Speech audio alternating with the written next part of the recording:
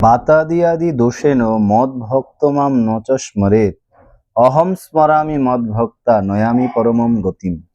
কৃষ্ণ বলছেন, যে সমস্ত ভক্তরা সারা জীবন আমার সেবা করেছেন, আমার অর্চনা করেছেন, আমার পবিত্র নাম জপ করেছেন, আমার কথা প্রচার করেছেন, মৃত্যুর সময় তারা যদি বাত আদি কষ্টের জন্য আমাকে স্মরণ করতে না পারে, আমরা জানি মৃত্যুর সময় অনেক কষ্ট হয়, কিন্তু কোনো ভক্ত যদি ভগবানকে এই কষ্টের মধ্যে স্মরণ করতে না পারে, তো ভগবান বলছেন অহংস্বরামি মদ ভক্তা, আমি সেই ভক্তকে স্মরণ করব এবং নয়ামি পরমম গতি, সেই ভক্তকে স্মরণ করে আমি আমার ধামে তাকে নিয়ে যাব।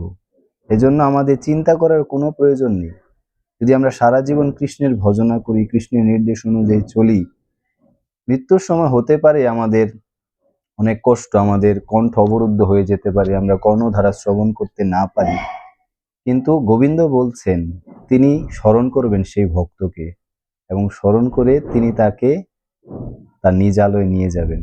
হরে কৃষ্ণ।